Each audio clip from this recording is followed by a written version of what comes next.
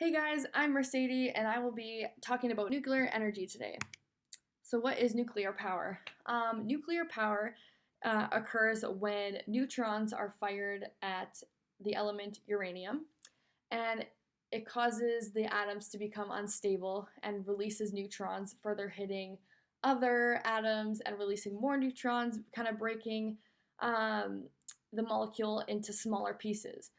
And once this occurs, you have a chain reaction. And this chain reaction continues and continues. And the energy that is released from this process is released as thermal energy. We can utilize thermal energy to create electricity, and I will get into that in the next few slides.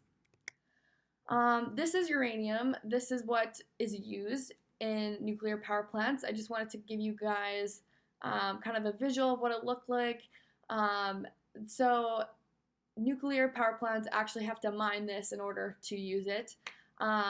So I actually didn't know that at first, and I just kind of thought that was kind of crazy because nuclear energy is kind of viewed as a cleaner energy, but you're still mining a substance that can, um, you know, kind of take away habitat from certain species and such. Um, so yeah, that's not really great. So, scientists have found a way to harness this heat and create nuclear power plants. So, I will kind of just go through this chart here. You can kind of see the control rods and the fuel rods there. The fuel rods are the uranium, and I will talk about the control rods in the next slide. But mainly, their job is to absorb some of the free floating neutrons from the reaction to kind of help slow the process a little bit.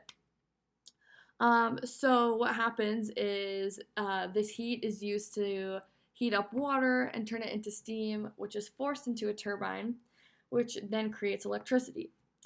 Um, and yeah, you can just kind of get a good picture here of what nuclear power plants, like the process is. And so, how do we keep this chain reaction under control with the control rods? I will get into that right now. So, controls, this is like the biggest control to kind of reduce the reaction. So like I said, they're used to absorb neutrons, and they usually come with they're usually cadmium or boron. So the rods are gradually kind of pulled in and out, like further and closer to the uranium rods, um, depending on how much energy is wanted to be produced. Um, so yeah, it just kind of depends, I guess, like how much energy is needed, and then I guess the power plant will then decide um, whether to pull the rods out further or to push them closer to the uranium rods. So what happens with these rods once they kind of reach their capacity to absorb the neutrons? Fuel pellets are kind of the outcome here. Um, so what happens with the fuel pellets once they reach their full potential? They are put in coolant so that humans can actually transport them into a storing facility, kind of away from the people and society, just because they are still radioactive. Like, they do have a really long half life. So it's just kind of also another issue with nuclear energy. Humans will always have to be dealing with the waste from nuclear power plants because of the amount of time that it takes for it to decay. And this can cause problems for future generations, just like, continued piling up waste is not really ideal, and um, it's just, yeah, it's not really kind of what we would like. So I would like to start talking about the pros and cons about nuclear energy. So nuclear energy does produce a lot of energy. It's a low maintenance system, It's relatively safe to use. That is, unless a disaster strikes, then it's like a huge, huge thing. It also doesn't emit fossil fuels and greenhouse gases. I think that I read somewhere that it does produce some CO2, but uh, it's a lot more efficient than burning coal, like I have in the picture here in the slide. Um, so there's actually a lot of cons to with nuclear energy. So, like I said, when things go wrong, they go really wrong. And they can have huge implications on human health, on our environment. So, if we can do everything that we can to not have that from happening, obviously we're going to do that. But another thing, too, like piling up radioactive waste is just not really, that great. And I'm pretty sure I've read to on a website that yeah, they store it in facilities, but I think that it's possible too that they can like put this waste in like mountains and stuff like that, and just keep it away from people, which kind of sat weird with me because I'm like, well, you're basically putting radioactive material into like nature, and I know like it's kind of away from everyone, but it's still kind of weird, I guess. Also, I didn't realize either that nuclear power plants use a lot of water, and this takes away. This is from rivers, lakes, and oceans, and that can be really bad. Obviously, for aquatic environments, it can affect, you know, the species living in rivers and lakes, and especially the ocean as well. Um, the radioactive decaying process does take a long time, like I said, and there's also the potential for a meltdown, which releases radioactive material into the environment, which is not good. So the first issue that I got to research was Fukushima. Um, So this occurred on March 11th, 2011. And what happened was uh, an earthquake occurred kind of relatively close to the coast of Japan, which resulted in, I think, a 20 to 30 meter shelf in the ocean, which is really big. And the wave that it created was approximately 15 meters high. So when the tsunami happened, it had like huge impacts on the Fukushima area.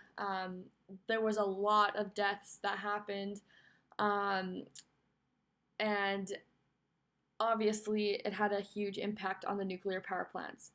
So what happened was on Fukushima, at Fukushima, sorry, was once the water hit, the factories shut down and their safety protocols kicked in.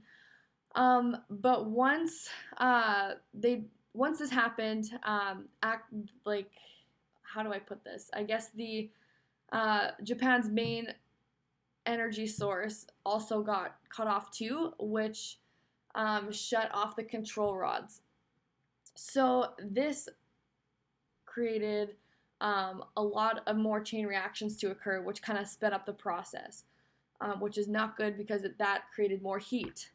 And also the cooling system shut down, which then creates even more overheating to occur. Now, once this happened, the uranium heated up to its melting point, and that is what causes a meltdown. And this released a lot of radioactive waste into the surrounding atmosphere.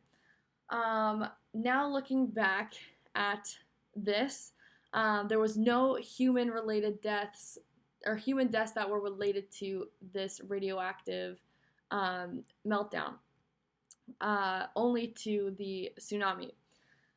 And I found an interesting fact too. The amount of radioactive waste that was released into the atmosphere was only 15% of Chernobyl's, of Chernobyl, and yeah, I just think that was really crazy because I can't even imagine the amount of radioactivity or radioactive waste that was put into the atmosphere during that disaster. And that had huge implications on the environment as well as people. The second thing that I dove into was breeder reactors. And breeder reactors are kind of thought to be more efficient than a nuclear power plant. And they are thought to be this way because they produce more fissile materials than they consume. So their main purpose is to extend the supply of nuclear fuel, and it can be a potential renewable resource. And they also use the more commonly found uranium-238. Let's see here. And there's also two different kind of breeder reactors, which I will get into right now. So there's a fast breeder reactor and there's a thermal one. So the fast reactor is the better of the two. It uses liquid sodium as a coolant. As you can see in the picture here, that there are no control rods. It's just a piece of uranium that's kind of covered. I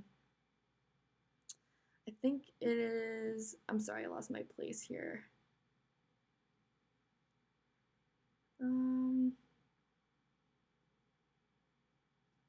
Yeah, I think it's blanketed with another uranium substance. So it doesn't have control rods, so this process of the chain reactions and everything is a lot faster, so that's why it's called the fast breeder reactor. So in the thermal breeder, it uses thorium to produce uranium-233, and it needs fissile material to breed, and water is also used as a coolant.